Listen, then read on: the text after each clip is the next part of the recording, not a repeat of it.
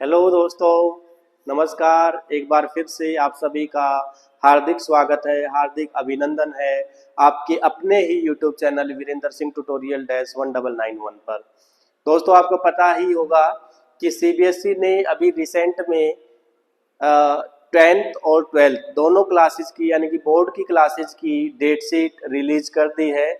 और जैसे ही date sheet release हुई उसके बाद से बच्चों की परेशानियां बढ़ने लगी, उनके मन में अलग अलग तरह के क्वेश्चंस आने लगे कि पता नहीं सीबीएसई अब की बार किस प्रकार के क्वेश्चन देगा, किस टाइप के क्वेश्चंस देगा, कैसे हम उन क्वेश्चंस को फेस कर पाएंगे, क्या हम पास हो पाएंगे या नहीं हो पाएंगे, क्या हम अच्छा स्कोर कर पाएंगे या नहीं, क्या हम अपने सब्जेक्ट में टॉप कर पाएंगे या नहीं।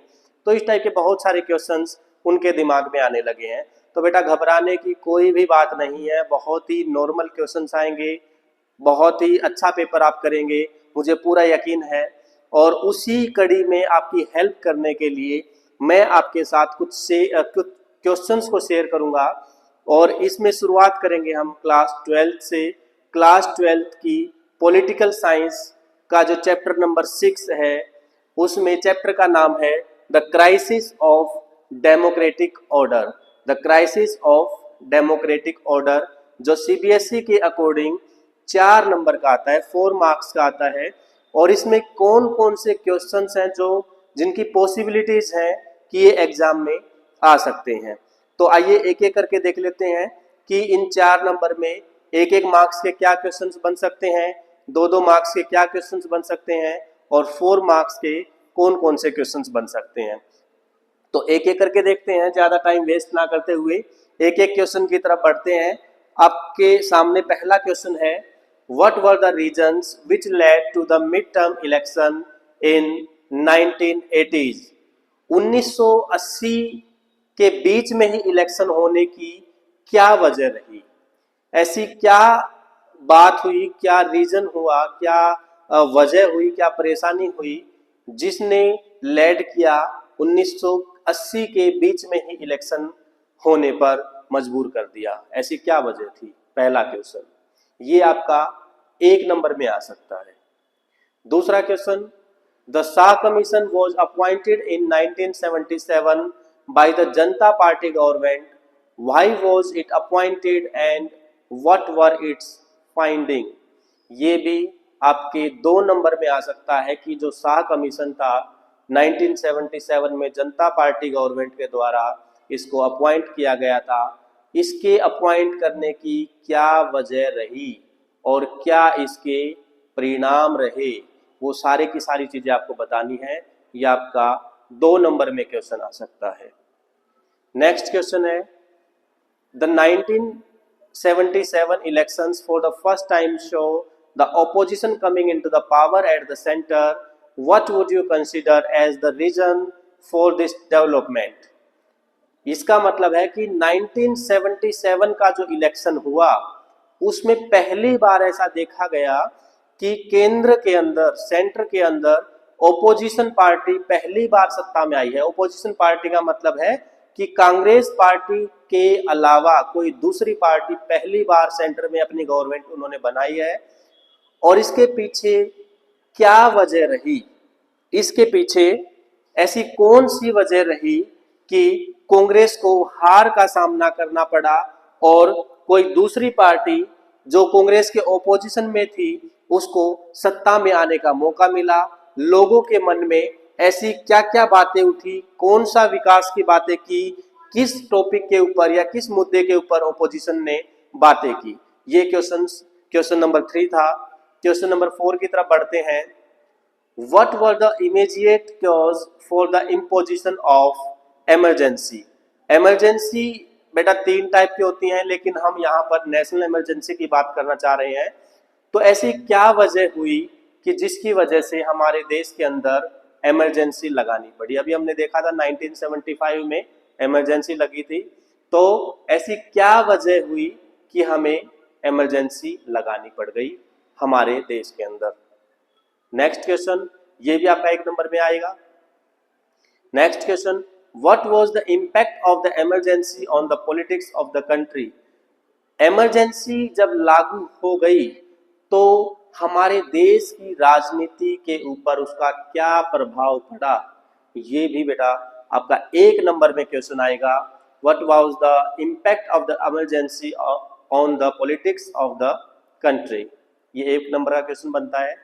Next question, why could the Charan Singh government remains in power only for 18 months, ये भी आपका 1 ही नंबर का क्वेश्चन बनता है कि ऐसी क्या वजह हुई होगी कि चरण सिंह की जो सरकार बनी थी, चौधरी चरण सिंह जब हमारे प्रधानमंत्री बने थे, प्राइम मिनिस्टर ऑफ इंडिया बने थे, उनकी जो सरकार थी वो सिर्फ और सिर्फ 18 महीने रही, 1.5 साल तक ही उन्होंने काम किया।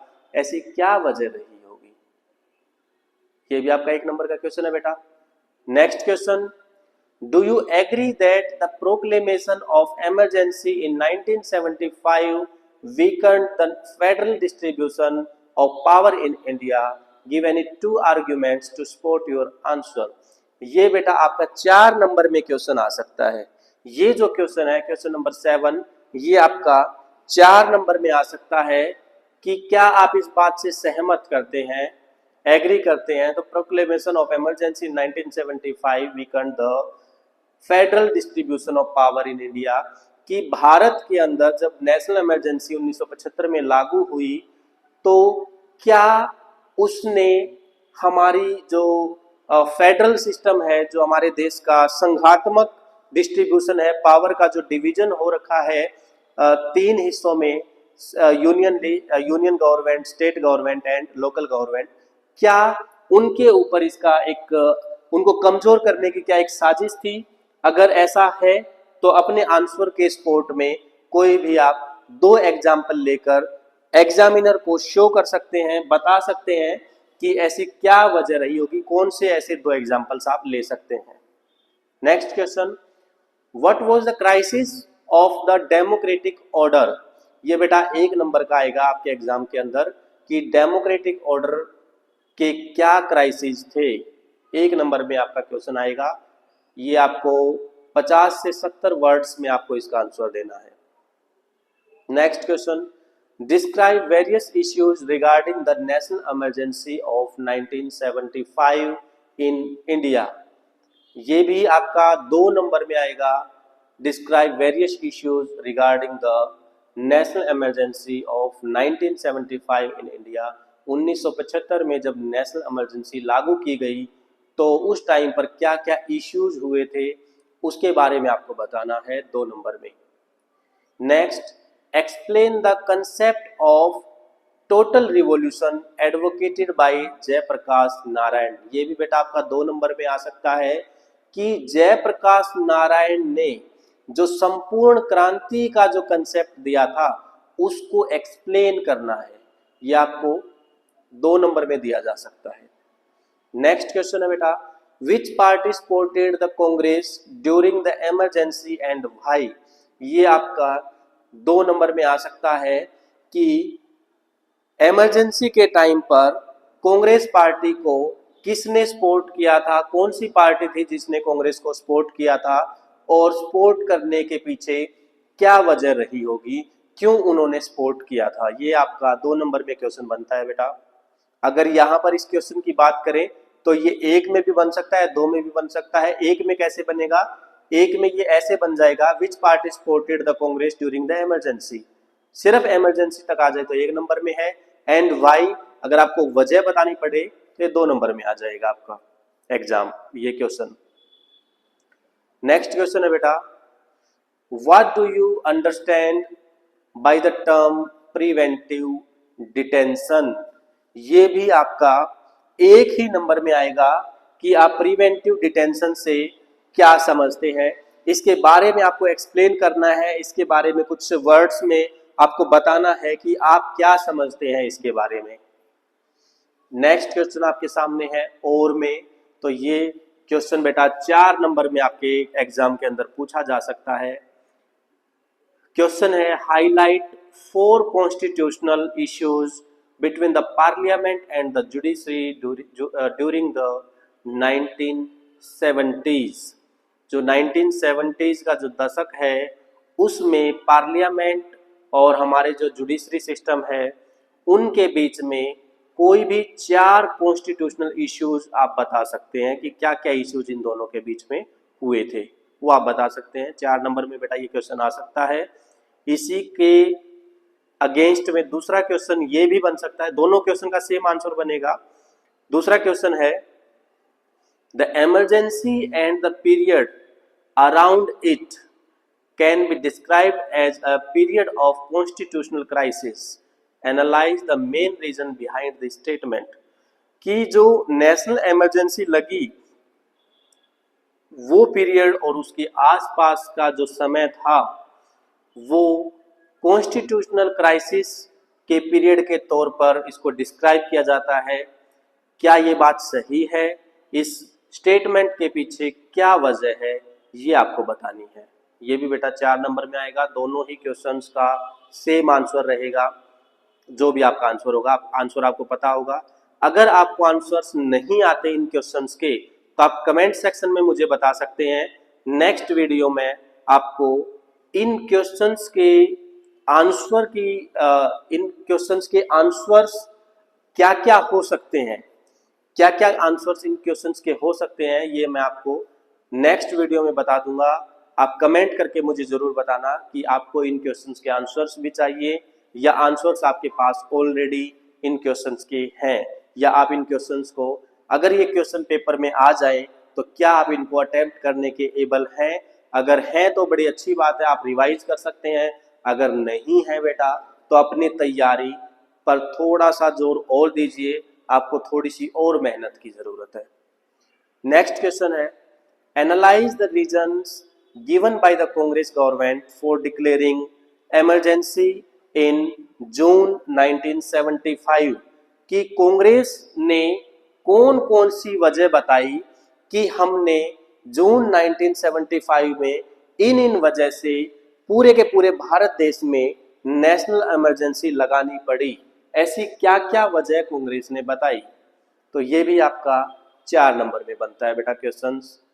Next question number 16, the emergency declared on 25th of June 1975 is seen as a blot on Indian democracy, access its impact on the party system in India।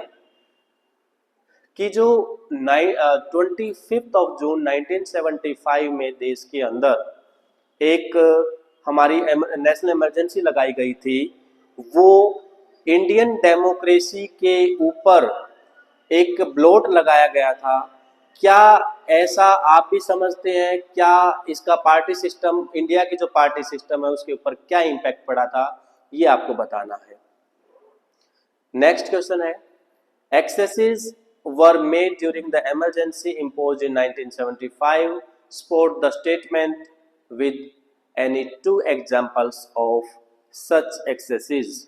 तो बेटा ये कुछ क्वेश्चंस थे जो इम्पोर्टेंट बनते थे आपके एग्जाम पॉइंट ऑफ व्यू से। इस चैप्टर के अंदर जो आपका चैप्टर है the crisis of democratic order, इस चैप्टर से जितने भी पॉसिबल क्वेश्चंस बनते थे वो बनाकर मैंने आपके सामने रखे हैं।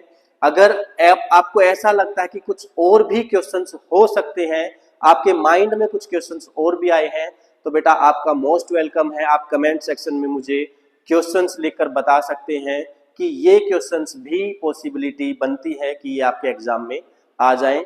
और आपके एग्जाम के लिए बेटा एडवांस में आपको ढेर सारी शुभकामनाएं। आपके एग्जाम के लिए ऑल द बेस्ट। आपका पेपर बहुत ही अच्छा हो जाए, आप अपनी क्लास के टॉपर्स की लिस्ट में आ जाएं। हो सकता है आप टॉपर बन जाएं क्लास के साथ साथ अपने डिस्ट्रिक्ट, अपने स्टेट, और हो सकता है आप पूरे इंडिया में भी टॉप कर पाएं। वो डिपेंड करेगा कि आपकी राइटिंग स्किल्स कैसी है, आपने किस टाइप से अपने क्वेश्चंस को रिप्रेजेंट किया है।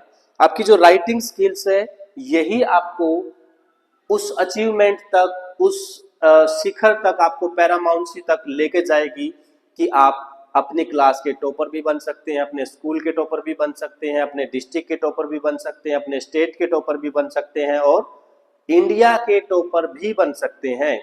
तो बेटा इसमें कोई भी संदेह नहीं है कि हर बच्चे के अंदर ये क्वालिटी होती है कि वो टॉप कर सकता है। हर बच्चा अपने आप में टॉपर होता है, बस डिपेंड ये करता है कि वो अपने आप को एग्जाम हॉल के अंदर किस टाइप से रिप्रेजेंट करता है।